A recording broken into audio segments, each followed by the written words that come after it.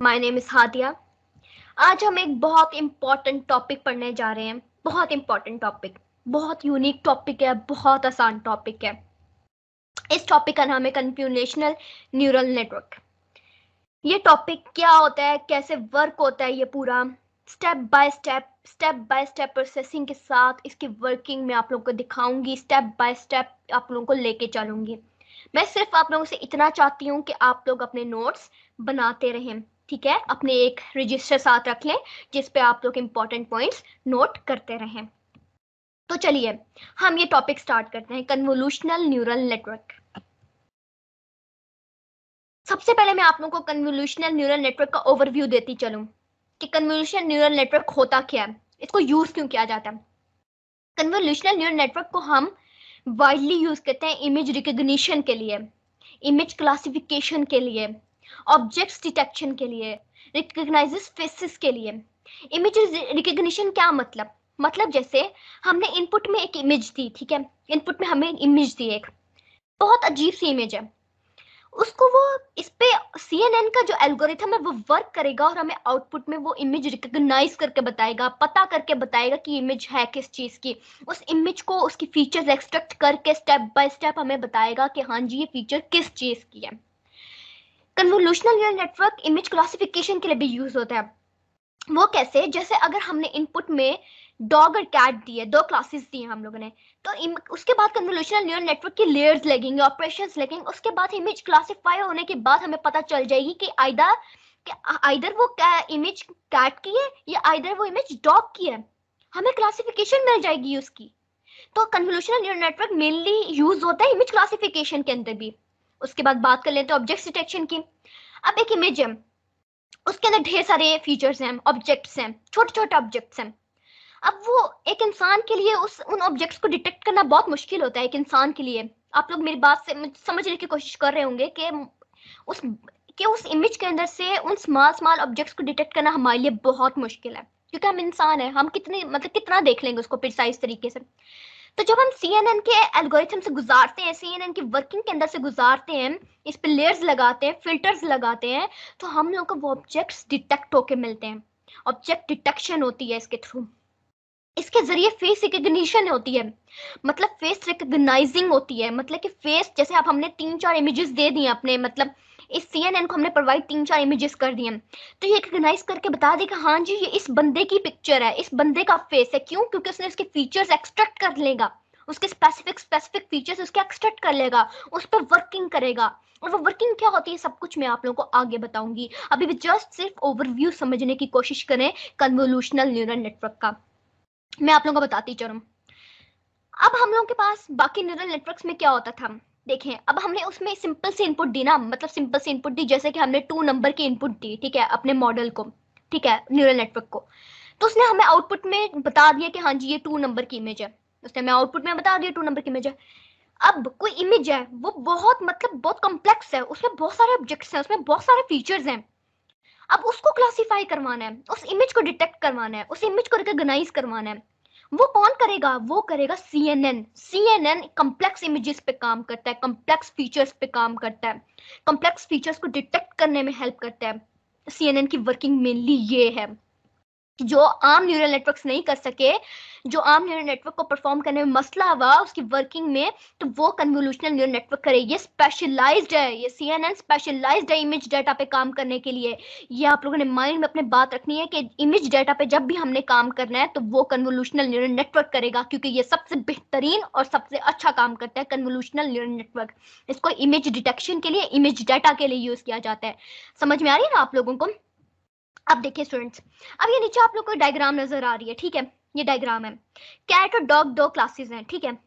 ये अब जा रही हैं, ये सारी क्या है, ये सारी कन्वोल्यूशनल लेयर्स हैं। ये मैं आप लोगों को आगे समझाऊंगी कि ये लेयर्स होती हैं क्या, इनका काम क्या होता है, ये वर्क कैसे करती हैं, ये सब कुछ मैं आप लोगों को आगे समझाऊंगी। अभी जस्ट ना ऊपर से ओवरव्यू समझने की कोशिश करें, पॉइंट्स को नोट करने की कोशिश करें, पिक करने की कोशिश करें, ज्यादा डीप में नहीं जाना, टेंशन बिल्कुल नहीं लेनी, बहुत आराम से समझेंगे, ठीक है स्टूडेंट्स। तो ये कन्वोल्यूशनल लेयर्स हैं, ठीक है स्टूडेंट्स।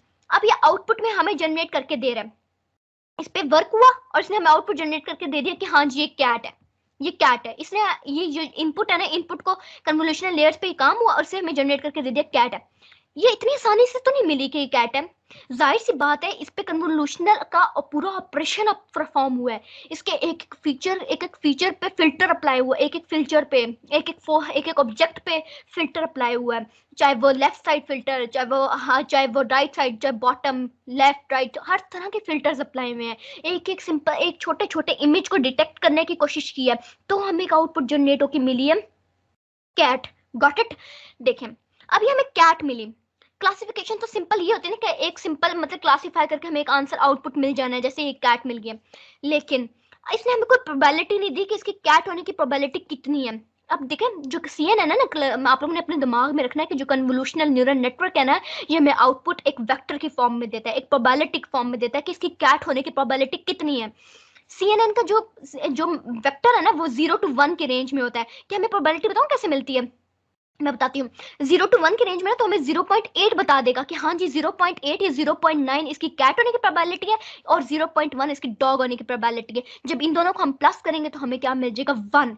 तो सीएनएन हम लोगों को मेनली जब प्लस करके हमें आंसर देता है वो 1 देता है, और वो हमें वेक्टर फॉर्म में मिलता है, एक प्रोबेबिलिटी के फॉर्म में मिलता है कन्वोल्यूशनल न्यूरल नेटवर्क। ये सब कुछ प्रोबेबिलिटी कैसे निकलेगी, ये आंसर कैसे आएगा, सब कुछ मैं आप लोगों को आगे बताऊंगी। जस्ट अभी सिर्फ अपने दिमाग में इमेज क्रिएट करने की कोशिश करें के सीएनएन क्यों यूज होता है स्टूडेंट्स, कि सीएनएन क्यों यूज होता है, कन्वोल्यूशनल न्यूरल नेटवर्क्स। ठीक है स्टूडेंट्स।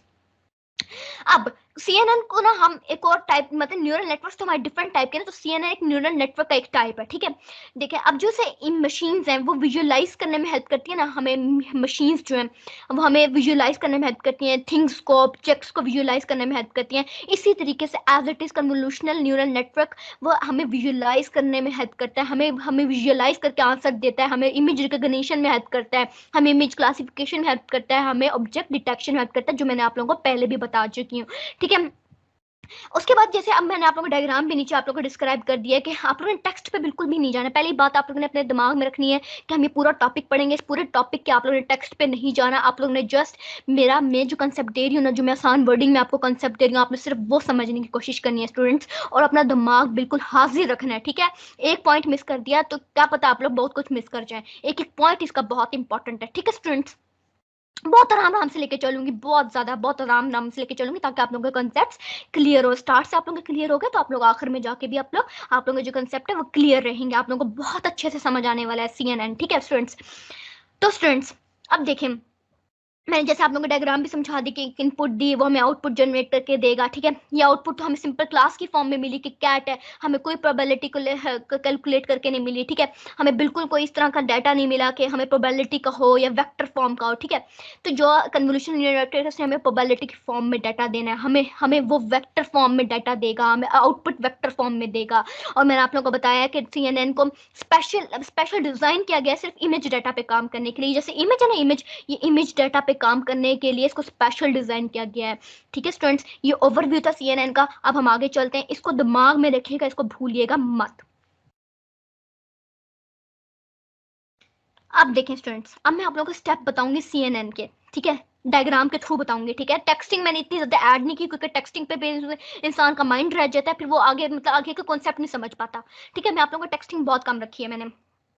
स्टूडेंट्स अब देखें स्टेप्स क्या है सीएनएन के। सीएनएन के पहले ये स्टेप्स है कि हम पहले एक इनपुट इमेज देते हैं।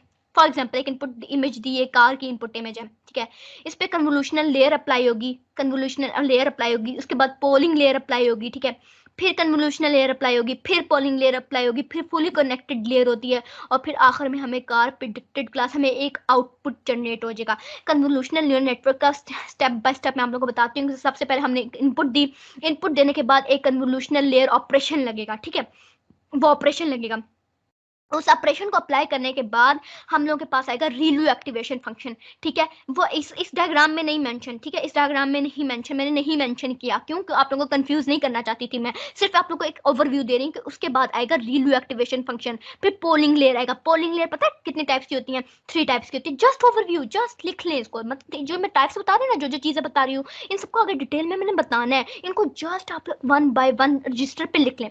तो जब मैं आप लोगों को समझाऊँ ना डिटेल में, तो आप लोग उसको टिक करते जाना कि हाँ जी हमने अच्छे तरीके से समझ लिया। ठीक है स्टूडेंट्स, तो देखें स्टूडेंट्स, पोलिंग कितने टाइप की होती है मैं आप लोगों को बताती हूँ। एक होती है मैक्स पोलिंग, एक होती है एवरेज पोलिंग, ठीक है, एक होती है एवरेज पोलिंग, ठीक है, मैक्स पोलिंग, ठीक है। उसके बाद होती है एक आखिर में हम लोग की पोलिंग आती है कि सबमिशन पोलिंग होती है हम लोगों के पास, ठीक है। ये इस तरीके से 3 पोलिंग लेयर्स होती हैं पोलिंग की, ठीक है। पोलिंग की कितनी लेयर्स होती हैं? 3 पोलिंग लेयर्स होती हैं हम लोगों की। उसके बाद आता है कन्वोल्यूशनल लेयर, फिर से जो हमने कन्वोल्यूशनल लेयर पहले अप्लाई की थी वो फिर पोलिंग लेयर पे अप्लाई होती है, फिर पोलिंग लेयर पे अप्लाई होती है, फिर उसके बाद पोलिंग लेयर अप्लाई होने के बाद फिर हम लोगों के पास आ जाता है fully connected layer, fully connected layer, ठीक है। उसके बाद हमारे पास आ जाता है एक सॉफ्टमैक्स एक्टिवेशन फंक्शन, वो भी यहाँ पे नहीं लिखा हुआ लेकिन मैं आप लोगों को बता रही हूँ कि उसके बाद सॉफ्टवेयर एक्टिवेशन फंक्शन आता है, ठीक है। उसके बाद हमें एक आउटपुट जनरेट करके मिल जाती है, वो वेक्टर फॉर्म में होती है, ठीक है स्टूडेंट्स। ये सब कुछ हम आगे डिटेल में पढ़ेंगे। ज्यादा अभी अभी डिटेल में आप लोगों को जाने की कोशिश नहीं करनी है, आप लोगों ने बिल्कुल भी नहीं करनी, क्योंकि अभी जस्ट मैं ओवरव्यू दे रही हूँ आप लोगों को, ठीक है स्टूडेंट्स। अब देखें जो हम 3D इमेज देते हैं ना, जैसे अभी इधर हमने कार की इमेज दी है, ये 3D इमेज होती है ना, ये पिक्सल की फॉर्म में होती है, ठीक है। मतलब कि RGB, पिक्सल क्या होता है? RGB, हम लोग के पास जो RGB वैल्यूज होती है, रेड ग्रीन ब्लू। अब जो इमेज होगी ना वो पिक्सल की फॉर्म में होगी, RGB मतलब रेड ब्लू ग्रीन। तो जो हमारे पिक्सल पे, जब हमारे इनपुट डाटा पे पिक्सल और फिल्टर अप्लाई होंगे ना, मतलब फिल्टर जो अरे ऑफ पिक्सल पे काम होंगे, वो हमारे RGB डाटा पे होगा, इन कलर्स पे अप्लाई होंगे, ठीक है स्टूडेंट्स। अब वो कैसे होंगे ये भी मैं आप लोगों को आगे बताऊंगी। उसके बाद जो हमारी RGB कलर की आप लोगों को पता है रेंज होती है, आप में से मैक्सिमम स्टूडेंट एडोब फोटोशॉप पे काम करे होंगे, कोई कौन सा सॉफ्टवेयर यूज कर रहा होगा, तो आप लोगों को पता होगा, आप लोगों को भी इस बात पे एग्री करेंगे, जो इनकी रेंज होती है वो 0 to 255 वैल्यू होती है, और वो हमारी मर्जी होती है, हम जितनी मर्जी सेट करें, ठीक है। तो इसी तरीके से जो इमेज होती है उसकी भी हमारी RGB वैल्यूज, जो उसकी पिक्सल वैल्यू तो होती है वो 0 to 255 के दरमियान होती है, ठीक है स्टूडेंट्स। इसी तरीके से हमने इधर भी आप लोग डायग्राम देख सकते हैं कि हमने RGB वैल्यू एक इनपुट इमेज दी, उसके बाद कन्वोल्यूशनल लेयर अप्लाई हुआ, फिर फंक्शन एक्टिवेशन फंक्शन अप्लाई हुआ, ये भी मैं आप लोग आगे बताऊंगी, फिर पोलिंग लेयर आया, फिर फुली कनेक्टेड लेयर क्या होती है, सॉफ्टवेयर एक्टिवेशन फंक्शन, और फिर जाके हमें आउटपुट मिलती है। ये बहुत लंबे लंबे प्रोसेसेस हैं लेकिन बहुत आसान है, इनको वन बाय वन करेंगे, बिल्कुल वन बाय वन करेंगे, इसमें कोई स्टेप मिस नहीं करेंगे, बिल्कुल टेंशन नहीं लेनी कि हम कोई स्टेप मिस करके आगे चले जाएंगे, नहीं, बहुत आराम से आगे जाएंगे। लेकिन अभी आप लोगों ने जस्ट इसके स्टेप्स पे गौर करना है, इन स्टेप्स को आप लोगों ने, मुझे उम्मीद है कि आप लोगों ने अपने रजिस्टर पे लिख लिए होंगे, ठीक है। शाबाश बच्चों, आगे चलते हैं। सबसे पहले आ गया कन्वोल्यूशनल ऑपरेशन। क्या हो गया? कन्वोल्यूशनल ऑपरेशन, ठीक है। कन्वोल्यूशनल ऑपरेशन क्या होता है, ठीक है, ये मैं आप लोगों को बताती हूँ। जब हम लोग एक, मतलब के हमारे पास एक इमेज होती है ना, एक सिंपल इमेज होगी, ये जो कन्वोल्यूशनल ऑपरेशन है ना, ये इसको ग्रिड फॉर्म में बना देगा, ठीक है, एक ग्रिड फॉर्म में। जैसे कि आप लोगों को नजर आ रही है ना, ये नजर आ रहा होगा आप लोगों को, ये मेरी थीम नजर आ रही है, ये जो ये बने हुए ग्रिड से बने हुए, ग्रिड से, ये आप लोगों को ग्रिड नजर आ रहे होंगे, आई होप सो आप लोगों को नजर आ रहे होंगे। तो ये हमारी एक ग्रिड क्रिएट कर देता है इमेज का, कन्वोल्यूशनल ऑपरेशन जो होता है ना वो एक इमेज का ग्रिड क्रिएट कर देता है, ग्रिड की फॉर्म में, ठीक है, ग्रिड की फॉर्म में इसको क्रिएट कर देता है। इनपुट इमेज हमारी हमारी ग्रिड की फॉर्म में होती है, उसके बाद उस पर फिल्टर्स अप्लाई होते हैं।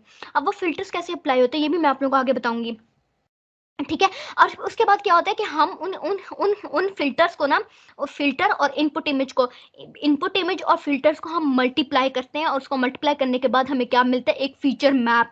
एक क्या मिलता है? Feature map. हम एक एक मतलब एक पूरी इमेज पे, जस्ट मैं जो बातें बता रही हूँ ना, जस्ट इनको गौर से, मतलब गौर से सुने, बस सुने, इसको हम आगे करेंगे, ठीक है। इसका क्या होता है देखें, अब वो जो इनपुट इमेज है ना, इनपुट इमेज के छोटे से पार्ट पे ना, छोटे से पार्ट पे फिल्टर अप्लाई होगा। क्या अप्लाई होगा? फिल्टर अप्लाई होगा, ठीक है। मैं आप लोगों को अभी अभी एक डायग्राम के थ्रू भी बता देती हूँ ताकि आप लोग कंफ्यूज ना हो। ये देखें, ये अब आप लोगों को मेरी इनपुट इमेज नजर आ रही है ना, तो इसकी ये छोटे से पार्ट पे फिल्टर अप्लाई होगा। फिल्टर, ये फिल्टर एक्सट्रैक्ट करके लेके आएगा फीचर्स को, ऑब्जेक्ट्स को, किसको? फीचर्स को, ऑब्जेक्ट्स को, एजेस को, कर्व्स को। इसके अंदर एजेस हो सकते हैं, इसके अंदर कर्व्स हो सकते हैं, इसके अंदर इमेजेस, कॉम्प्लेक्स इमेज है ना, जैसे पता इनपुट इमेज कॉम्प्लेक्स होती है, मैंने आप लोगों को ग्रिड की फॉर्म में, ये ग्रिड का फॉर्म होता है, ग्रिड की फॉर्म एक इनपुट इमेज ग्रिड की फॉर्म में होती है, ठीक है। इस इनपुट इमेज के थ्रू वो आउटपुट जनरेट करता है। कन्वोल्यूशनल न्यूरल नेटवर्क इमेज को ग्रिड की फॉर्म में बना देता है, ठीक है। तो अब ये इतने से पार्ट पे फिल्टर अप्लाई होगा, इसके अंदर से वो पहले इकट्ठा करेगा, कलेक्ट करेगा फीचर्स को, फिर नेक्स्ट स्मॉल पार्ट पे जाएगा, फिर उस पर फिल्टर अप्लाई होंगे, उस पर कर्नल्स अप्लाई होंगे। एक बात बता दूं कि फिल्टर्स और कर्नल्स एक चीज होते हैं। आप लोग कहीं पे भी सुनेंगे या कहीं पे भी पढ़ेंगे, फिल्टर और कर्नल्स एक चीज होते हैं। तो नेक्स्ट पार्ट पे थोड़ा सा अप्लाई होगा, फिर नेक्स्ट पार्ट पे अप्लाई होगा, फिर नेक्स्ट पार्ट पे थोड़ा थोड़ा थोड़ा करके वो फीचर्स को एक्सट्रैक्ट करके लेके आएगा। वो कैसे लेके आएगा मैं आप लोगों को बताऊंगी। अभी जस्ट मैं आप लोगों को ये जस्ट पीछे जब मैं आप लोगों को समझाई थी तो मैंने कहा आप लोग कंफ्यूज ना हो जाए, तो आप लोगों को डायग्राम पे ले जाऊँ, तो इसलिए मैंने आप लोगों को बताया। तो मैंने आप लोगों को बताया कि एक इनपुट इमेज होती है, कि इनपुट इमेज के छोटे से पार्ट पे फिल्टर अप्लाई होगा, ठीक है। मतलब फिल्टर अप्लाई होने के बाद उस फिल्टर से हम फिल्टर को इनपुट इमेज से मल्टीप्लाई करते हैं, डॉट प्रोडक्ट करते हैं, ठीक है। और उसको डॉट प्रोडक्ट करने के बाद हम प्लस कर देते हैं सारी वैल्यूज को, और हम एक आउटपुट, एक फीचर मैप जनरेट कर लेते हैं। ये सब कुछ कैसे होता है, ये सब कुछ मैं आप लोगों को आगे बताऊंगी। अभी बिल्कुल रिलैक्स होकर सुने, जस्ट मेन पॉइंट्स लिखे साइड पे। अब मैं आप लोगों को बता दूं, जो हमारे फिल्टर का साइज होता है ना, वो हमेशा हमारे इनपुट साइज से छोटा होता है। जो हमारे फिल्टर का साइज होता है वो हमेशा हमारे इनपुट इमेज के साइज से छोटा होता है। कैसे छोटा होता है मैं आप लोगों को बताती हूँ। ये जैसे हमारे इनपुट इमेज है ना, और ये हमारा फिल्टर है। अब ये जो फिल्टर हमारा छोटा है इनपुट इमेज से, पता है, देखिए इनपुट हमारी ये इनपुट इमेज 5x5 की है, लेकिन जो हमारे कर्नल है वो 3x3, जो हमारा फिल्टर है वो 3x3 का है। तो जो हमारा फिल्टर है वो हमेशा हमारे इनपुट इमेज से कम होना चाहिए। ये बात आप लोगों ने अपने माइंड में रखनी है। अब आगे पीछे चलते हैं दोबारा से। ये बात मैंने आप लोग को क्लियर कर दिया। मल्टीप्लिकेशन परफॉर्म होती है इसमें फिल्टर साइज के मिड में, फिल्टर के मिड में और इनपुट इमेज के मिड में। मैं आप लोगों को पहले भी बताया था कि मल्टीप्लिकेशन होती है दोनों के दरमियान। और वो मल्टीप्लिकेशन कैसे होती है मैं आप लोगों को बताती हूँ। जैसे ये इतना सा इनपुट इमेज है ना, इनपुट इमेज है, और ये कर्नल है, ये फिल्टर है, तो इन दोनों के दरमियान डॉट प्रोडक्ट होगा। इन दोनों के दरमियान क्या होगा, डॉट प्रोडक्ट। डॉट प्रोडक्ट होने के बाद इन दोनों को प्लस करेंगे, इसके अन के आंसर्स को हम प्लस करेंगे, ठीक है। तो ये जो इससे कैसे होगा, ये मल्टीप्लाई कैसे सब कुछ आंसर निकलेगा, इसको हम लोग आगे जाके कंप्यूट करेंगे, ठीक है। अभी जस्ट इसको समझने की कोशिश करें। अब देखिए स्टूडेंट्स, ठीक है, मैंने आप लोगों को कहा था कि डॉट प्रोडक्ट होगा इन दोनों के दरमियान। अब वो डॉट प्रोडक्ट में, अब वो कैसे होगा ये मैं आप लोगों को आगे बताऊंगी, लेकिन जस्ट आप लोगों ने ये पॉइंट क्लियर करना चाहती थी मैं कि इन दोनों के दरमियान डॉट प्रोडक्ट होता है, ठीक है। उसके बाद क्या होता है, अब जो फिल्टर्स है, अब आप लोग सोचते होंगे फिल्टर्स को क्यों यूज कर रहे हैं हम लोग, मतलब इस इनपुट इमेज में हम फिल्टर्स को यूज करने की क्या जरूरत है। मैं आप लोगों को पहले भी बता चुकी हूँ, मैं दोबारा से रिपीट करने जा रही हूँ कि फिल्टर्स को यूज करने की ये जरूरत है कि फिल्टर एक छोटे छोटे पैच पे, एक छोटे छोटे वेक्टर की फॉर्म पिक्सल पे अप्लाई होने के बाद हमें एक आउटपुट उसके अंदर से निकाल के देता है, उसके अंदर से हमारी मेजर इंफॉर्मेशन निकाल के देता है फिल्टर, ठीक है। फिल्टर को हम इसलिए यूज करते हैं कि वो फीचर्स को, ऑब्जेक्ट्स को, कर्व्स को डिटेक्ट करके लेके आ सके। अब आप लोगों को ये पॉइंट भी क्लियर हो गया होगा। अगर उसके बाद मैं आप लोगों को बता दूं कि जब हमारा फिल्टर थ्री, अगर हमारा फिल्टर थ्री थ्री का यूज कर रहे हैं ना, 3x3 मैट्रिक्स का यूज कर रहे हैं, तो हमारा फीचर मैप भी 3x3 का ही होगा, ठीक है। हमेशा ऐसे नहीं होगा, कुछ केसेस में ऐसे हो भी सकता है, ठीक है। जितने ज्यादा हम फिल्टर अप्लाई करेंगे, आप लोग अपने माइंड में ये भी बात बिठा लें अभी से कि जितने ज्यादा हम फिल्टर अप्लाई करेंगे अपने इनपुट इमेज के ऊपर, उतने उतना और एक्यूरेट, उतना प्री डिफाइंड, उतना डिफाइंड आंसर हम लोग के पास आएगा, उतना कोरेक्ट बेस्ट हमारे पास फीचर मैप आएगा। जितना अच्छा हम लोगों का फिल्टर, जितने ज्यादा हम फिल्टर यूज करेंगे इनपुट इमेज पे, उतना अच्छा हमारा एक्यूरेट रिजल्ट आएगा, ठीक है स्टूडेंट्स। ये मैंने मेन पॉइंट्स आप लोगों को बताना चाहती थी। आई होप सब आप लोगों को क्लियर हो गए होंगे। आगे चलते हैं।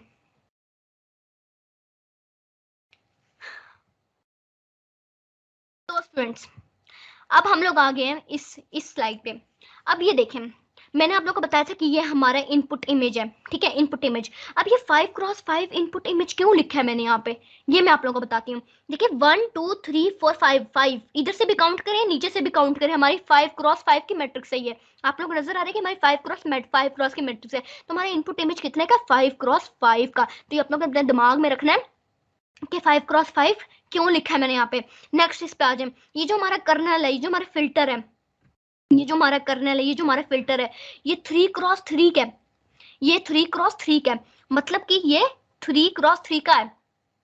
1 2 3, 1 2 3, 1 2 3, मतलब 3 यहाँ से भी काउंट कर लें और यहाँ से भी काउंट कर लें, ये हमारा कितने का है, 3 का है, ठीक है स्टूडेंट्स। उसके बाद हम अपने 3x3 के फिल्टर कर्नल, ये जो हमारा कर्नल है, इसका आंसर निकलता है। उसके बाद ये हमने देख लेना है कि हम लोगों के पास 5x5 की हमारी इनपुट इमेज थी, 3x3 का फिल्टर कर्नल था, 3x3 का हमारे पास फीचर मैप था। मैंने आप लोगों को बताया था जितने का हमारा फिल्टर होगा उतने का हमें आउटपुट जनरेट होकर आएगी, वो होगी हमारा फीचर मैप भी 3x3 का ही होगा। मैं आप लोगों को पिछले स्लाइड पर बता चुकी हूँ कि हमारा 3x3 का ही फीचर मैप होगा। बस इसको भी सिर्फ माइंड में रखना है। अभी कैसे डॉट प्रोडक्ट होता है, कैसे ये प्लस होता है, सब कुछ मैं आप लोगों को आगे बताऊंगी, ठीक है। उसके बाद स्टूडेंट्स ये देख लें, अब ये इनपुट डेटा n हमारे पास 5 था, मतलब कि इनपुट डेटा मतलब 5x5, मतलब 5 का हमारा इनपुट डेटा था ना, 5 का, जस्ट 5 का, हमारे 5x5 की मैट्रिक्स थी तो इनपुट डेटा हमारा 5 का था। और हमारी कर्नल जो थी वो 3 की थी। ये देखिए हमारा कर्नल जो था वो 3 का था, 1 2 3, 3x3 मैट्रिक्स का था, तो हमारा कर्नल जो फिल्टर है वो 3x3 का था। ठीक है, उसके बाद स्ट्राइड हमारा 1 था। स्ट्राइड हमारा 1 कैसे था, मतलब देखिए अब हम लोग अपने इस पोर्शन पे हम लोग लगाने जा रहे हैं ना अपना अपना फार्मूला, सब कुछ हम इस पे करने जा रहे हैं।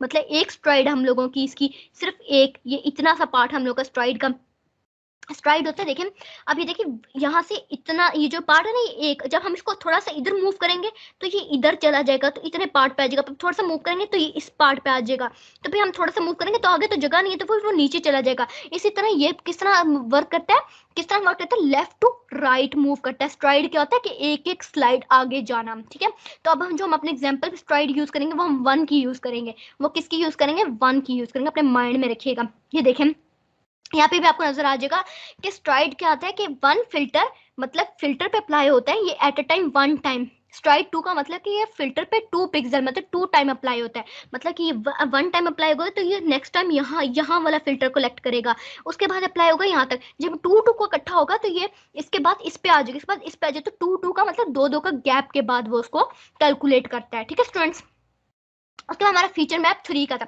अब ये देखें स्ट्राइड 1 था हमारा, ठीक है, मैं अब आप लोगों को बता रही हूँ। अब एन हम लोगों के पास क्या था, इनपुट इमेज, ये हमारी 5 थी इनपुट इमेज, हमारा एन 5 माइनस एफ। एफ हम लोगों के पास क्या है, फिल्टर कर्नल, ये 3, ठीक है, प्लस 1, ये 1 हम लोग का क्या था, स्ट्राइड हम लोग ने 1 की थी, तो हमें क्या मिला, आउटपुट 3। ये मतलब कि हमारा जो फीचर मैप है वो 3 का है। तो मतलब यहाँ से भी हमें पता चल जाता है कि जब हमारी इनपुट 5 की हो, हमारे कर्नल 3 का, तो हमें आउटपुट और फीचर जो हमें मिलेगा वो 3x3 मैट्रिक्स का होगा। ठीक है स्टूडेंट्स, मैंने आप लोगों को पहले भी बोला है कि जब हमारा फिल्टर कर्नल 3x3 मैट्रिक्स का होगा तो हमारा फीचर मैप भी 3x3 का ही होगा। ठीक है, अब वो कैसे होता है सब कुछ मैं आप लोगों को आगे एक्सप्लेन करूंगी, अभी बिल्कुल टेंशन लेने की जरूरत नहीं है। अब हम फिल्टर को सेट ऑफ वेट भी कहते हैं, इन फिल्टर्स को हम सेट ऑफ वेट भी करते हैं कहते हैं। देखिए स्टूडेंट्स, जब हम लोग अपने कन्वोल्यूशनल न्यूरल नेटवर्क की बात करें तो एक न्यूरॉन के साथ, एक न्यूरॉन जब दूसरे न्यूरॉन के साथ अटैच होता है तो उसके साथ एक स्पेसिफिक वेट भी अटैच होता है। आप लोग डायग्राम स्ट्रक्चर पर थोड़ा सा गौर करने की कोशिश करें कि इसके साथ एक स्पेसिफिक वेट भी अटैच होता है। अगर आप लोग एग्री करें इस बात पे तो हम उसको फिल्टर को सेट ऑफ मैप भी कहते हैं। ठीक है, उसके बाद हम लोग आगे चलते हैं। अब हम लोग बात करते हैं कन्वोल्यूशनल लेयर और पैडिंग की। सबसे पहले हम बात कर लेते हैं कन्वोल्यूशनल लेयर की। कन्वोल्यूशनल लेयर क्या होती है, ठीक है, ये तो मैं आप लोगों को बता चुकी हूँ कि हम इनपुट इमेज पे अपनी अपनी कन्वोल्यूशनल लेयर लगाते हैं। ठीक है, उसके बाद हम वो सारा अपनी कैलकुलेशन करते हैं जो मैंने आप लोगों को पीछे बताई। ठीक है, अब यहाँ पे हम लोग कैलकुलेशंस करने की कोशिश करेंगे। ठीक है स्टूडेंट्स, अब ये देखिए मैं आप लोगों को पीछे एग्जांपल में बता दूं। यहाँ पे देखें, यहाँ पे हम लोग 5x5 की इनपुट इमेज थी। आप लोग देख रहे हैं यहाँ पे हमारी 5x5 की इनपुट इमेज थी। जब हमने इस पे फिल्टर और कर्नल अप्लाई किया, ठीक है, और फीचर फीचर के बाद हमारी फीचर मैप हमें आउटपुट जो मिली वो 3x3 की मिली। हमारा इनपुट इमेज तो 5x5 का था, तो ये हमारी इतनी ज्यादा इंपॉर्टेंट इंफॉर्मेशन हमारी लूज हो गई। मतलब लूज हो गया, मतलब 5x5 की इनपुट इमेज थी, आउटपुट हमें 3x3 की मिल रही है। हमें आउटपुट भी 5x5 की मिलनी चाहिए, है ना, कि हमारी इन्फॉर्मेशन लूज ना हो। मतलब अब जो इमेज होगी, इमेज में से काफी सारे डाटा लूज हो चुका होगा क्योंकि हमें आउटपुट 3x3 का मिल रहा है। मतलब थोड़ा सा इसको मतलब ना लॉजिकली सोचने की कोशिश करें आप लोग कि हमें 3x3 का आउटपुट मिल रहा है, क्यों क्यों ये ऐसा क्यों हो रहा है। ठीक है, ये देखते हैं अभी। ठीक है स्टूडेंट्स, अब वो हमारी इन्फॉर्मेशन लूज हो रही थी। ठीक है, अब वो इन्फॉर्मेशन हमारी लूज होना शुरू हो गई है। ठीक है, अब मैं आप लोगों को बताऊं, अब हमने उस इन्फॉर्मेशन को लूज होने से बचाना है। अब हम चाहते हैं हमारी जो इन्फॉर्मेशन है वो लूज ना हो, हम जितने की इनपुट इमेज दें उतने का हमें आउटपुट मिले, उतने का ही हमें फीचर मैप मिले। ठीक है, हम लोग ये चाहते हैं, हम कन्वोल्यूशनल लेयर के थ्रू हम ये काम करना चाहते हैं कि हम जो इमेज दें हमें सही सलामत उसी का फीचर मैप मिले, उसी का आंसर मिले। एग्री कर रहे होंगे आप लोग मेरी बात पे। ठीक है, तो स्टूडेंट्स हम वो कैसे करते हैं। ठीक है, अब वो देखें, वो होता है पैडिंग के थ्रू, वो होता है पैडिंग के थ्रू। अब हम लोग अपनी इनपुट इमेज पे अपनी एक एक लाइन की हम पैडिंग डाल देते हैं। ठीक है, एक एक पिक्सल की हम लोग पैडिंग डाल देते हैं। वो जो पैडिंग होती है वो इन्फॉर्मेशन लूज करने से बचाती है। वो जो पैडिंग है ना, ये पैडिंग, ये जो पैडिंग है ये 0 0 की नजर आ रही है आप लोगों को, सारे 0 0 नजर आ रहे हैं। फीचर मैप तो अंदर 5x5 का है, देखिए 1 2 3 4 5, ये 5x5 का है, लेकिन ये सारी जो 0 0 0 0 ये सारी पैडिंग है। मतलब हमने पैडिंग, सिर्फ एक पैडिंग हमने लेफ्ट बॉटम राइट लेफ्ट, हम सब जगह हमने एक एक जीरो की हमने पैडिंग ऐड कर दी है। ये पैडिंग क्या करेगी, पैडिंग बताऊँ क्या करेगी, पैडिंग करेगी हमें इन्फॉर्मेशन लूज होने से बचा लेगी। ठीक है, देखिए इधर जब हमने पीछे डायग्राम पे बात की तो यहाँ पे हमारी इन्फॉर्मेशन लूज हो रही थी, यहाँ पे हमारी इन्फॉर्मेशन मतलब सारी मतलब लूज होकर मतलब 5x5 का था, और आउटपुट हमें 3x3 का मिल रहा था, मतलब फीचर मैप हमारा 3x3 का था। यहाँ पे हम जितनी पैडिंग देंगे ना, जितनी पैडिंग देंगे, जितनी पैडिंग देने के बाद हमने उस पर लेयर अप्लाई करेंगे, उस पर फंक्शनैलिटी अप्लाई करेंगे, तो हमें आउटपुट भी उतनी 5x5 की मिलेगी। अब वो कैसे मिलेगी ये मैं आप लोगों को बताऊंगी। ठीक है, हम एक एक हम ना अपनी इन्फॉर्मेशन लूज, अब आपसे लोगों से कोई पूछे ना कि हम पैडिंग क्यों यूज करते हैं कन्वोल्यूशनल न्यूरल नेटवर्क में, तो आप आसानी से बता सकते हैं कि हम अपनी इन्फॉर्मेशन को लूज होने से बचाने के लिए, अपने स्पेसिफिक इन्फॉर्मेशन को लूज होने से बचाने के लिए हम लोग पैडिंग यूज करते हैं, वो भी 0 0 की, ये आउटसाइड में हम 0 0 की पैडिंग यूज कर लेते हैं। ठीक है स्टूडेंट्स, अब ये जीरो पैडिंग सबसे पहले मेन अहम पॉइंट की हमें इंफॉर्मेशन को लूज होने से बचाता है। ठीक है, उसके बाद जीरो पैडिंग कंट्रोल करता है फीचर मैप के साइज को। जैसे अब इधर 5x5 का ही मैट्रिक्स है, 5x5 का ही है, इधर भी देखे 5x5 का था, लेकिन फीचर मैप हमें 3x3 का मिला। यहाँ पे हमें 5x5 का ही मैट्रिक्स है, लेकिन फीचर मैप हमें 5x5, हमें आउटपुट जो है 5x5 की मिली, हमारी कोई इन्फॉर्मेशन लूज नहीं होगी इसमें। अब ये कैसे कंप्यूट करते हैं ये मैं आप लोगों को आगे करके बताऊंगी। ठीक है, उसके बाद हम लोग क्या करते हैं कि पी पैडिंग जो होता है ना, वो नंबर ऑफ रोज होती है, मतलब कि हम जो नंबर ऑफ रोज हम ऊपर नीचे दाएं बाएं ऐड करते हैं, पी पैडिंग क्या होती है, हम लोग की जो ऊपर नीचे दाएं बाएं जो जीरो की जो रोज ऐड करते हैं ना, हम ये इसको हम पैडिंग कहते हैं। अब ये पैडिंग को हम कैसे कैलकुलेट करते हैं हम आगे जाके कैलकुलेट करेंगे। तो स्टूडेंट्स अभी आप लोगों के सामने एग्जांपल है। ठीक है, ये आप लोगों के सामने मैंने एक बॉक्स रखा है, टेबल रखा है। अब हम इसको कैलकुलेट करने की कोशिश करेंगे कि पैडिंग कैसे कैलकुलेट करते हैं। देखिए स्टूडेंट्स, ये 5x5 की मैट्रिक्स थी हम लोगों की। ठीक है, अब आप लोगों को मैंने कहा है कि हम लोग स्ट्राइड की बात कर लेते हैं। पहले स्ट्राइड यहाँ पे आप लोगों का क्लियर होगा।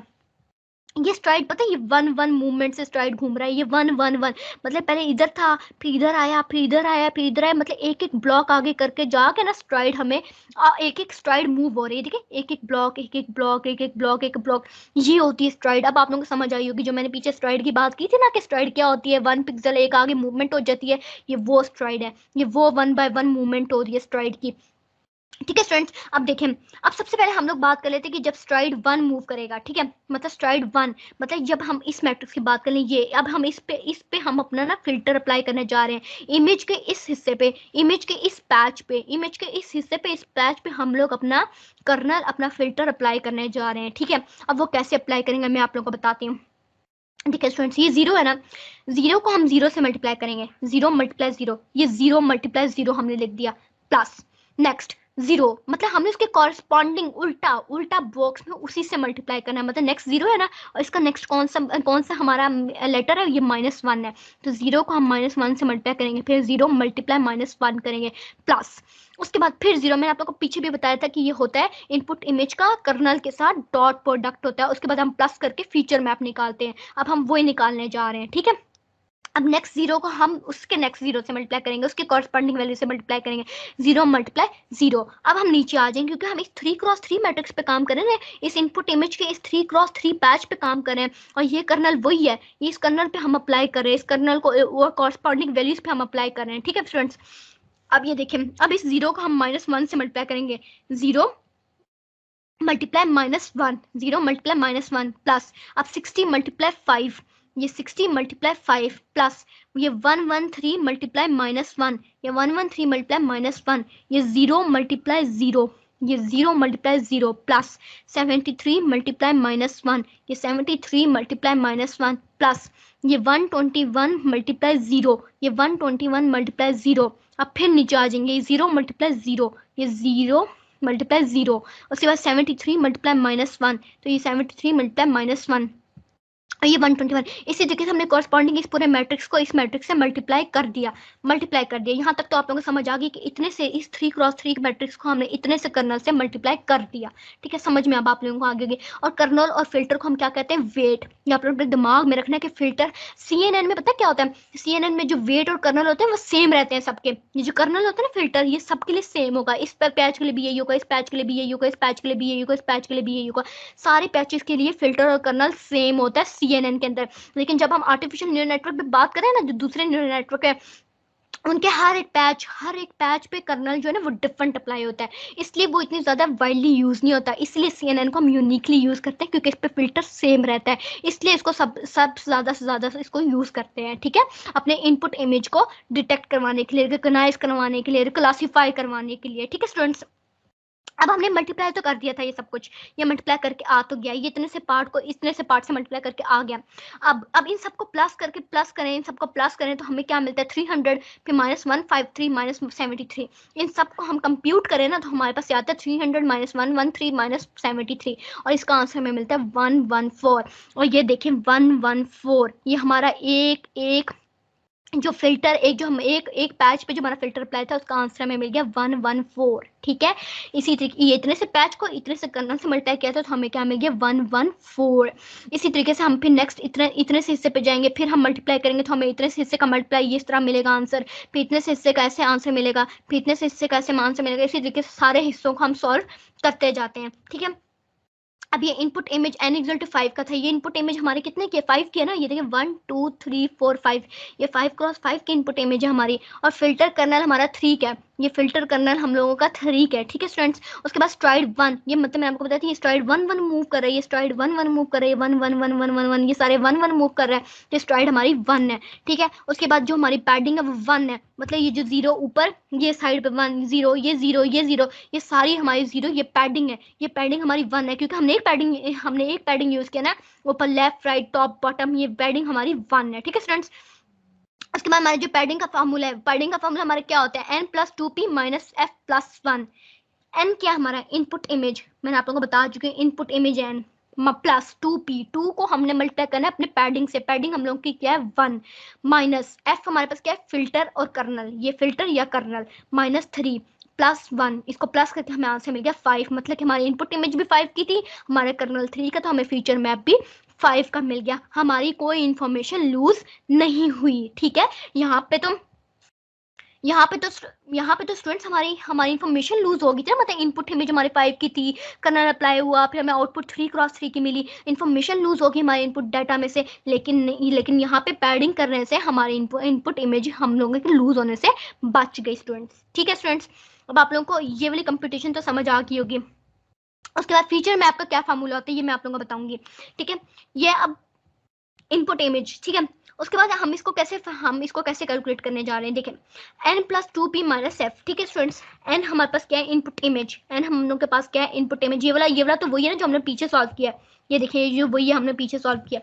n क्या है हम लोग के पास इनपुट इमेज, ठीक है, वो 5 की थी, ये इनपुट इमेज हमारे पास कितने की थी 5 की थी, प्लस 2p, 2 को 1 से मल्टीप्लाई करो, और 1 - f हमारे पास क्या था, ये कर्नल हमारे पास कितने का था 3 का था हम लोगों का, और ये +1, ये क्या हो गया हम लोगों के पास +1। उसके बाद इसी तरीके से इसी के अंदर वैल्यूज पुट की, n हमारे पास इनपुट इमेज कितने की थी 5 की, +2p +2 और p का 1 मल्टीप्लाई किया, और माइनस फिल्टर करना हमारे कितने का था 3, डिवाइडेड बाय s क्या चीज है हमारी स्ट्राइड है, स्ट्राइड s हमारी कितने की 1 की, +1। इसको जब हम कंप्यूट करेंगे तो हमारे पास आ जाएगा 5 × 5, मतलब कि हमारी 5 × 5 की इनपुट इमेज थी, 3 × 3 का हमारा कर्नल था, और हमें 5 × 5 का फीचर मैप मिल गया, मतलब कि आउटपुट मिल गई हम लोगों को। आई होप सो आप लोगों को पैडिंग का कॉन्सेप्ट और फीचर मैप का कॉन्सेप्ट समझ में आ गया होगा। अब मैं आप लोगों को बताती हूँ कन्वोल्यूशनल लेयर्स हम लोग के पास क्या हुआ था, यहाँ पे हम लोग के पास क्या हुआ था, यहाँ पे हमने इनपुट इमेज 5 × 5 की थी ना, तो हमें जो आउटपुट वो श्रिंक होके मिली, मतलब आउटपुट हमें 3 × 3 की मिली, श्रिंक होके हमें आउटपुट मिली ना। आप लोग एग्री करते होंगे ये जो हमें आउटपुट मिली ये 3 × 3 की मिली, मतलब हमारी जो इनपुट है वो श्रिंक हो गई, मतलब वो उसने एक्सट्रैक्ट कर दिया, मतलब उसने हमें हमारी इन्फॉर्मेशन ही लूज कर दी थी कन्वोल्यूशनल लेयर ने, ठीक है, लेकिन वो पैडिंग ने बचा ली, ठीक है स्टूडेंट्स, ये आप लोगों ने अपने माइंड में रखना है। उसके बाद आगे करते हैं, मैंने आप लोगों को पीछे डायग्राम में जब हमने कन्वोल्यूशनल न्यूरल नेटवर्क स्टार्ट किया था, मैंने आप लोगों को बताया था कि हम पहले कन्वोल्यूशनल लेयर लगाते हैं, उसके बाद पोलिंग से पहले हमारे पास एक चीज आती है, वो होती है रेक्टिफाइड लेयर, मतलब कि रीलू लेयर कहते हैं हम इसको, रेक्टिफाइड लीनियर यूनिट होता है, इसको हम रीलू लेयर कहते हैं, ठीक है। मैं आप लोगों को पहले डायग्राम दिखा देती हूँ ताकि आप लोगों का कंसेप्ट जो है ना वो मिक्स ना हो, आप लोगों को समझ आती रहे साथ साथ। मैंने आप लोगों को बताया था ये इनपुट इमेज है ना, ये इनपुट इमेज है, ये कन्वोल्यूशनल लेयर अप्लाई होगी। इसके बाद यहाँ पे रेक्टिफाइड लीनियर यूनिट अप्लाई होगा। ये कन्वोल्यूशन अप्लाई हम लोग कर दिया ना, हम लोगों ने पैडिंग वगैरह कर दिया, सब कुछ हमारा फीचर मैप आ गया। अब हम उस पर रीलू लेयर अप्लाई करेंगे, रीलू layer rectified linear unit.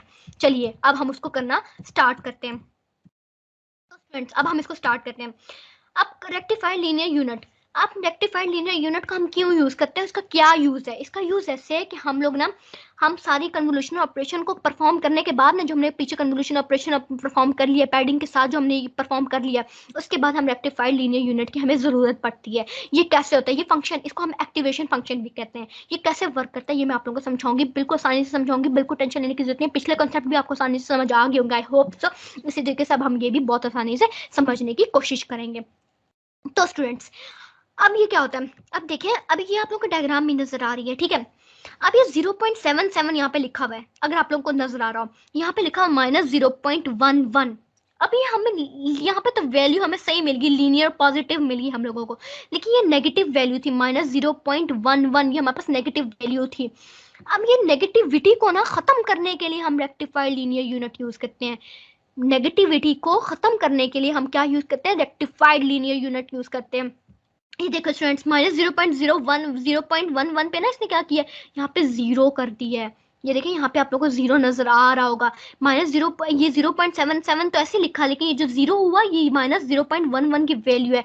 Rectified linear unit क्या करता है, लीनियरिटी को गेन करने के लिए जो पॉजिटिव जो नेगेटिव वैल्यूज है उनको वो पॉजिटिव करके जीरो कर देता है। मतलब कि -0.77 ऐसे ही आया, जो -0.11 था इसको जीरो कर दिया इसने। उसके बाद फिर पॉजिटिव वैल्यू पॉजिटिव की तरह आई, फिर पॉजिटिव पॉजिटिव जितनी नेगेटिव वैल्यू -0.11 ये भी है, इसको भी इसने जीरो कर दिया।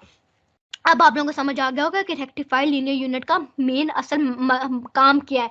जो हमने फीचर मैप निकाला, ये पता है क्या, ये फीचर मैप है। ये देखिए ये आउटपुट जो जनरेट हुई, ये फीचर मैप है ना, ये फीचर मैप है। इसी तरीके से ये भी फीचर मैप है, ये फीचर मैप है जिसपे कन्वोल्यूशनल लेयर ऑपरेशन अप्लाई हो चुका है, जो हमने पीछे अप्लाई किया पैडिंग के फार्मूले से, जो अप्लाई किया आप लोगों को नजर आया ना, वो हम लोगों ने किया, पूरा पूरा परफॉर्म किया हम लोगों ने। और हाँ, फिर दोबारा मैं रिपीट कर रही हूँ बच्चों, आप लोगों ने नोट्स बनाना नहीं भूलने स्टूडेंट्स। तब ये वही डायग्राम है, ठीक है। अब ये डायग्राम आप लोगों को शो कर रही है कि जो नेगेटिविटी है उसको इसने पॉजिटिव कर दिया, मतलब जीरो कर दिया इसने, क्योंकि हमें इसमें नेगेटिविटी नहीं चाहिए होती। हमने अपना डाटा वैसे ही, अपना आउटपुट हमें जनरेट करना होता है, ठीक है स्टूडेंट्स। अब ये पूरा activation function rectified linear unit आप लोगों को आसानी से समझ आ गया होगा। आगे चलते हैं।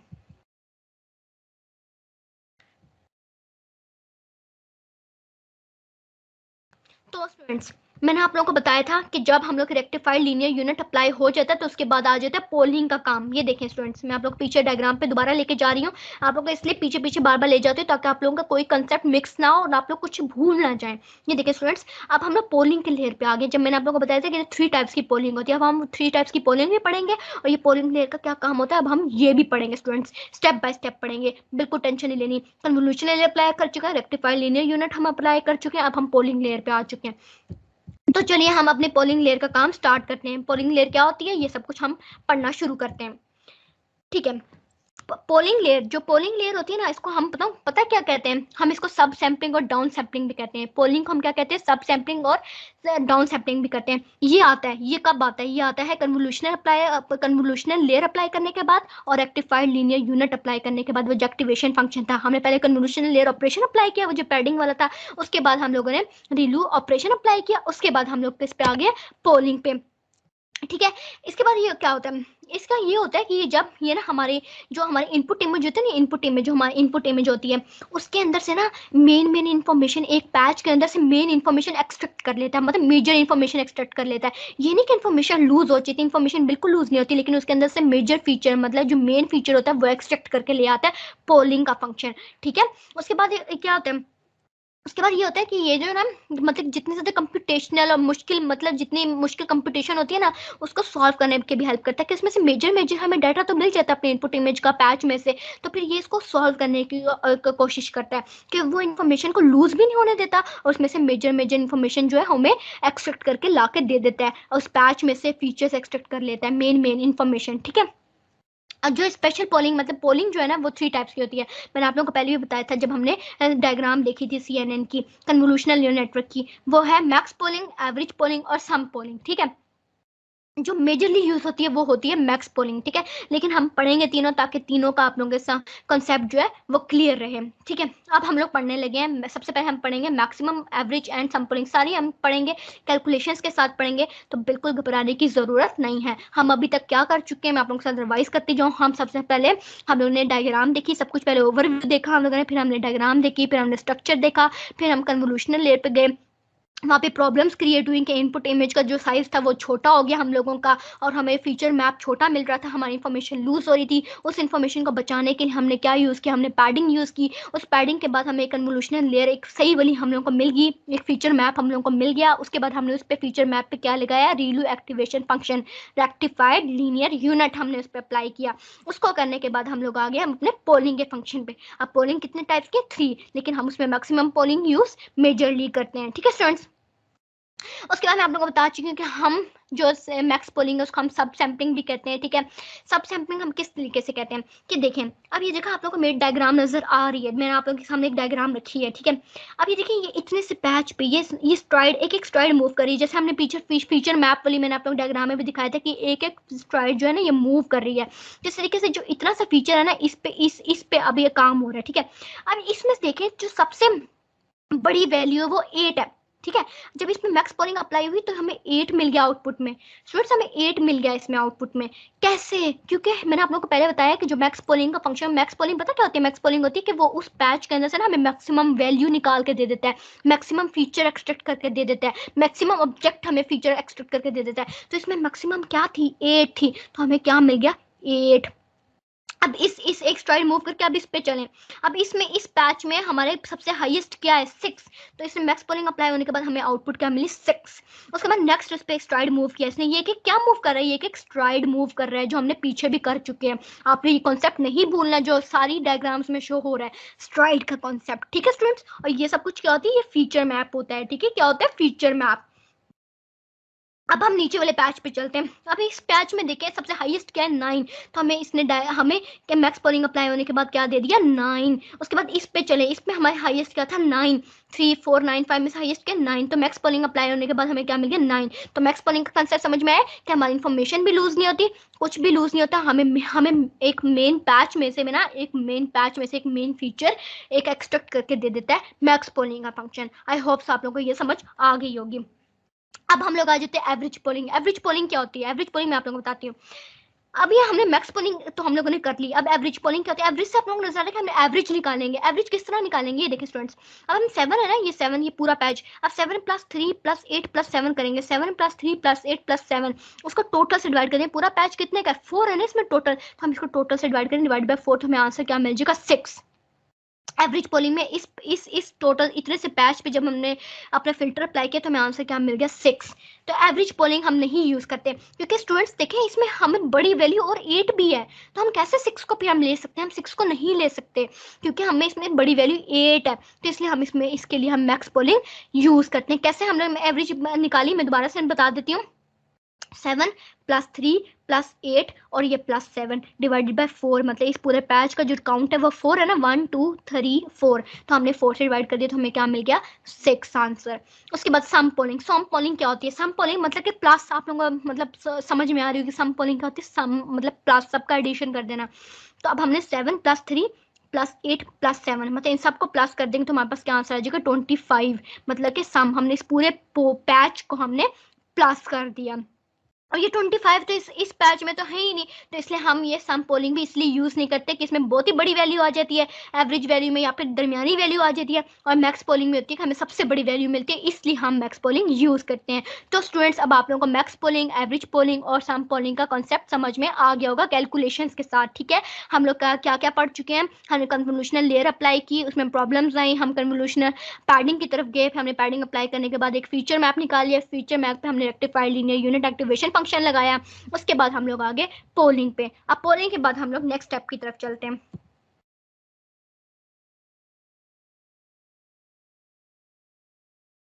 पोलिंग के बाद अब हम लोग के पास अगला फंक्शन आता है, वो आता है हमारे पास फ्लैटनिंग का, ठीक है। वो किसका है, फ्लैटनिंग का।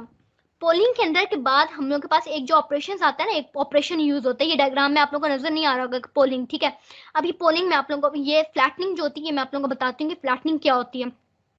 फ्लैटनिंग ये होती है कि जब जब हम लोग की ये जो हमें एक फीचर मैप मिल गया ना, फीचर मैप, इस पे फ्लैटनिंग अप्लाई होगी और हमें एक वेक्टर फॉर्म में आंसर मिल जाएगा। कैसे? ये देखिए, वन, ये वन, ये वन, ये वन, और ये जीरो, ये जीरो। हम एक 1D अपने वेक्टर क्रिएट कर लेते हैं। ये 3x3 का मैट्रिक्स है ना, तो हमें 1D का हमें वेक्टर मिल जाता है।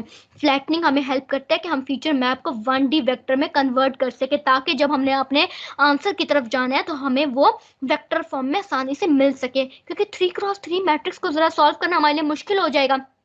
इस बात पे आप लोग भी एग्री करते हैं कि हमें जरा मुश्किल हो जाएगा इसको सॉल्व करना। तो इसको 1 बाय 1 हम इस तरीके से मैं लिख देते हैं, 1 1, इस तरीके से रो वाइज, पहले लेफ्ट टू राइट, फिर लेफ्ट टू राइट, फिर लेफ्ट टू राइट, और ये फ्लैटनिंग का पूरा ऑपरेशन अप्लाई होता है। ठीक है स्टूडेंट्स, उसके बाद fully connected layer. Fully connected layer क्या है स्टूडेंट्स, मैं आप लोगों को बताती हूँ। अब देखिए, फुली कनेक्टेड लेयर मैं आप लोगों को बता देती हूँ। डायग्राम पे चलते हैं, डायग्राम के थ्रू मैं आप लोगों को समझाऊंगी। अब मैंने आप लोगों को कहा था कि फुली कनेक्टेड लेयर यहाँ पे अप्लाई होती है, इसके बाद सॉफ्टवेयर एक्टिवेशन फंक्शन होता है। फुली कनेक्टेड लेयर क्या होती है, देखिए अब देखिए, मैंने आप लोगों को अब एक एग्जांपल देती हूँ। जो हमारी ब्रेन होता है, ब्रेन के अंदर हमारे न्यूरॉन्स होते हैं, ढेरों न्यूरॉन्स होते हैं। इस बात पे आप लोग एग्री करेंगे कि हमारे ढेरों सारे न्यूरॉन्स होते हैं, और वो न्यूरॉन्स हमारे इंटरकनेक्टेड होते हैं एक खास वेट के थ्रू। ये जो फुली कनेक्टेड लेयर है ना, पोलिंग के बाद एक फुली कनेक्टेड लेयर अप्लाई होती है।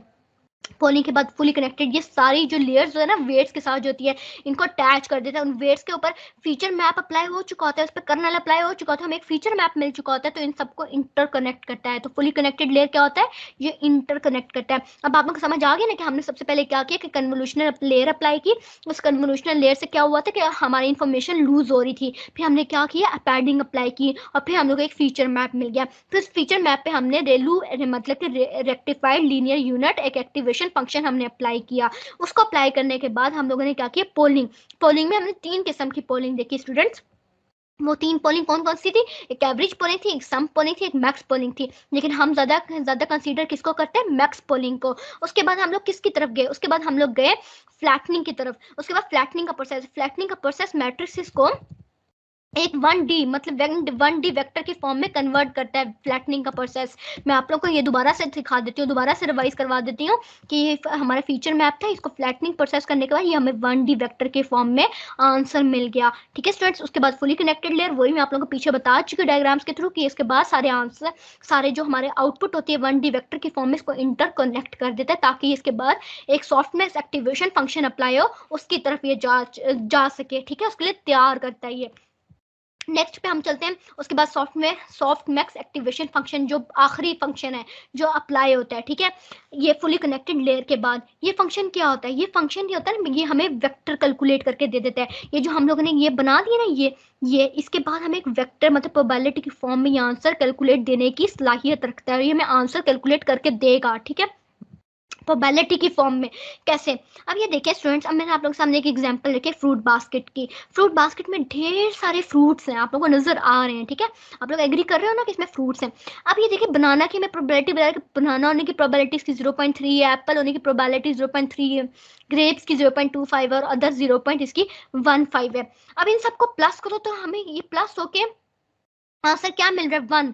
मतलब कि ये सारी प्रोबेबिलिटीज को हम प्लस करें तो हमें आंसर क्या मिल रहा है। और सॉफ्टवेयर एक्टिवेशन फंक्शन का रेंज क्या है, जो मैं आप लोगों को पहले बता चुकी हूँ कि 0 to 1 है। ये हमें आंसर 0 to 1 की फॉर्म में देता है, हमें प्रोबेबिलिटी 0 to 1 की फॉर्म में कैलकुलेट करके देता है सॉफ्टनेस एक्टिवेशन फंक्शन। ठीक है, अब हम नीचे चलते हैं।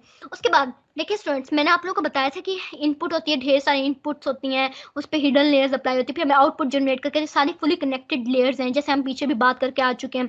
ठीक है, अब ये सॉफ्टवेयर एक्टिवेशन फंक्शन का क्या फार्मूला होता है। ठीक है, देखें, ये अब देखें, ये सॉफ्टनेस है ना, ये एक्सेप्शन है, मतलब EAI, मतलब कि AI मतलब एक न्यूरॉन एक इनपुट, और divided by submission of exception, मतलब एक AJ मतलब टोटल न्यूरॉन्स का प्लस, टोटल आउटपुट का प्लस। ठीक है, इनको हम प्लस करके क्या निकालते हैं, हम लोग निकालते हैं अपना सबमिशन का फंक्शन। ठीक है स्टूडेंट्स, इसको हम कैसे निकालते हैं, अब मैं आप लोगों को ये कैलकुलेट करके बताती हूँ।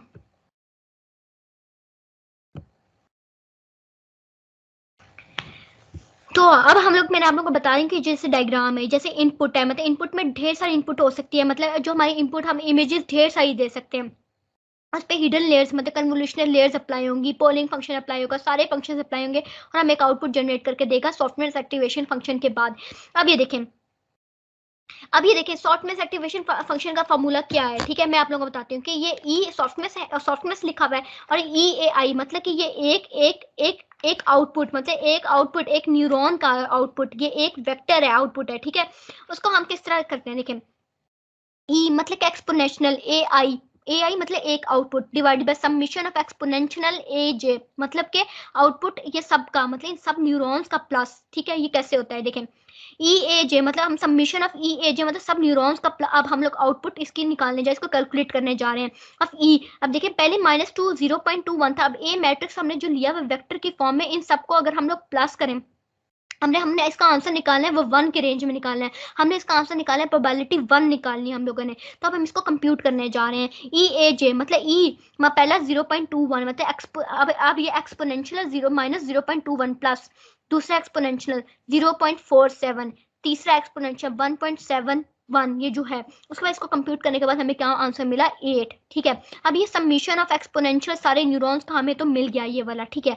अब हमने इसके साथ अब 1 बाय 1 डिवाइड करना है, कैसे करना है अब ये देखिए, सॉफ्टनेस एक्टिवेशन फंक्शन लिखा e equal to a equal to minus 0.21 divide by 8 मतलब कि जो समीशन वाला है ना उससे डिवाइड कर देना है। अब 1 बाय 1 सबको डिवाइड करना है। ई माइनस 0.21 इज 21 को डिवाइड बाई 8, ई माइनस ई 0.47 को डिवाइड बाई 8 इसके प्लस से 8 से। अब ई 1.71 ई 1.71 को हमने फिर 8 से डिवाइड कर देना है। अब इन सबको डिवाइड करने के बाद हमें क्या मिला, ए 0.1 0.2 0.7 इन तीनों को डिवाइड करने के बाद हमें आंसर क्या मिला 0.1 0.2 0.7। इसको आप लोग कैलकुलेटर पे लाजमी कीजिएगा, कैलकुलेटर के बगैर गुजारा नहीं है। और आप लोगों ने साथ साथ सॉल्व करना है, बिल्कुल एक एक स्टेप पीछे नहीं रहना, ठीक है। साथ साथ आप लोग नोट्स बनाने में आप लोगों के साथ बार बार रिपीट करी हूँ कि नोट्स बनाना आप लोग नहीं भूलना। अब आप इन तीनों को प्लस करें तो हमें प्रोबेबिलिटी 1 की फॉर्म में मिल जाती है, मतलब कि प्रोबेबिलिटी हमारे पास ठीक आ गई है। मैंने आप लोगों को बताया था ना कि जो रेंज है सॉफ्टनेस एक्टिवेशन फंक्शन की वो 0 to 1 की है, तो हमें इसकी रेंज जो है ना वो 1 मिल चुकी है। तो सॉफ्टवेयर एक्टिवेशन फंक्शन ऐसे काम करते हैं। अब हम लोग देख लेते हैं working of convolutional neural network. Working of convolutional neural network कैसे वर्क करती है, मैंने आपको बताया था कि इनपुट फंक्शन होता है, फिर कन्वोल्यूशनल लेयर अप्लाई होती है, पैडिंग अप्लाई होता है, पैडिंग के बाद रीलू आता है, रीलू के बाद हम लोग का पोलिंग का फंक्शन आ जाता है, पोलिंग के बाद फिर कन्वोल्यूशनल दोबारा दोबारा अगेन अगेन अगर रिपीट होते रहते हैं। ये ऐसा नहीं कि सिर्फ एक ही चीज पे एक दफा फीचर अप्लाई हो, एक ही कर्नल अप्लाई हो फिर दोबारा हो ही ना, ऐसा नहीं होता। ये जो CNN है ये बार बार वर्क करता है, ये बार बार एक एक पैच को लेके काम करता है, ऐसा नहीं कि ये रुक जाए वहां पे, इस पे बार बार वर्क करता रहता है। उसके बाद पोलिंग का फंक्शन आता है, पोलिंग के बाद फिर फ्लैटनिंग का आता है जो मैंने आप लोगों को फ्लैटनिंग का बताया था, फिर fully connected layer, fully connected layer के बाद हमारे पास आखिरी फंक्शन होता है वो होता है सॉफ्टनेस एक्टिवेशन फंक्शन का, और उसके बाद हमें एक आउटपुट मिल जाती है प्रोबेबिलिटी की फॉर्म में, ठीक है स्टूडेंट्स। उसके बाद हम इसको बता देते कि ट्रेनिंग कैसे होती है CNN की ट्रेनिंग ऐसे होती है कि हम लोग एक इनपुट दे देते हैं, उनके साथ एक खास उनके स्पेसिफिक आउटपुट एक वेट अटैच होते हैं, वो वेट होते हैं वो सेम होते हैं सारे इनपुट के लिए। मैंने आप लोग को पीछे भी रिपीट किया था कि CNN का जो मेन रूल है कि इसमें सारे वेट सेम होते हैं सारे पैचेस के लिए, लेकिन बाकी न्यूरल नेटवर्क्स के लिए अलग अलग वेट होते हैं, इसलिए वो जरा मुश्किल है उनको कंप्यूट करना, ठीक है। उसके बाद हम इसमें फॉरवर्ड प्रोपगेशन या बैक प्रोपगेशन करने के बाद अपने आंसर निकालते रहते हैं, और इनपुट इमेज के साथ साथ हम इसकी ट्रेनिंग भी करते रहते हैं कि एक दफ़ा कन्वोल्यूशन लेयर लगी फिर दोबारा लगेगी फिर दोबारा लगेगी, तो हम इसकी बार बार ट्रेनिंग भी करते रहते हैं। इस तरीके से working of convolutional neural network होती है। आई होप सब आप लोगों को ये वाला कॉन्सेप्ट भी वर्किंग वाला समझ में आ गया होगा। अब मैं आप लोगों को बता देती हूँ advantages of convolutional neural network, ठीक है। अब कन्वोल्यूशनल नेटवर्क का सबसे पहले मेन एडवांटेज है कि इसमें पैरामीटर शेयरिंग होती है, मतलब पहले एक पैरामीटर पे काम हो रहा है फिर नेक्स्ट पैरामीटर पे तीसरे पैरामीटर पे चौथे पैरामीटर, मतलब 1 बाय 1 एक एक फिल्टर काम कर रहा है एक एक पैरामीटर को लेके। अब आप लोगों को पता है फीड फॉरवर्ड न्यूरल नेटवर्क मतलब फीड फॉरवर्ड न्यूरल नेटवर्क हम किसको कहते हैं, आर्टिफिशियल न्यूरल नेटवर्क को कहते हैं हम लोग, इसका दूसरा नाम यही है, ठीक है। अब उसमें क्या होता था आर्टिफिशियल न्यूरल नेटवर्क में, मतलब उसमें सारे वेट्स चेंज होते थे, सबके वेट्स डिफरेंट होते थे सारे पैचेस के लिए इनपुट्स के लिए, लेकिन यहाँ पे इन जो वेट्स होते हैं वो सेम होते हैं, और सेम वेट्स के साथ हमें कंप्यूटेशन भी आसान होती है और हमें क्लासिफिकेशन भी आसानी से मिल जाती है। मैंने आप लोगों को बताया था कि कन्वोल्यूशनल न्यूरल नेटवर्क कि क्या इमेज डाटा पे काम करता है, हम एक इनपुट में इमेज देते हैं तो वो उस पर काम करता है, तो इमेज को इनपुट देने के बाद हमें आउटपुट वो वेक्टर फॉर्म में प्रोबेबिलिटी की फॉर्म में दे देते कि हाँ जी इतने परसेंट की डॉग होने की कैटेगरी थी या इतने परसेंट की कैट होने की प्रोबेबिलिटी थी। उसके बाद ये होता है कि इसमें स्मॉल इनपुट्स पे काम किया जाता है कि स्मॉल इनपुट लेके उस पर काम किया जाता है। ये नहीं कि एक दफ़ा काम करने के बाद वो फिर दोबारा करें, फिर बार बार कन्वोल्यूशनल लेयर्स अप्लाई होती हैं, बार बार ये प्रोसेस अप्लाई होते हैं, जैसे मैंने आप लोगों को पीछे बताया। अब मैं स्टूडेंट्स आप लोगों को दोबारा रिवीजन की तरफ लेके जा रही हूँ। रिवीजन मैं आप लोगों को करवा देती हूँ डायग्राम के थ्रू कि हम लोगों ने कन्वोल्यूशनल सीएनएन की जितनी प्रोसेसिंग देखी, क्या हम लोगों ने ठीक देखी, क्या उसमें हमने कोई प्रोसेस मिस तो नहीं कर दिया। वो ऐसे देखा कि हमने इनपुट इमेज थी, उसमें हमने कन्वोल्यूशनल लेयर अप्लाई किया, उसमें हमारी इन्फॉर्मेशन लूज हो रही थी, उस इन्फॉर्मेशन को लूज होने से को बचाने के लिए हम लोगों ने पैडिंग अप्लाई की।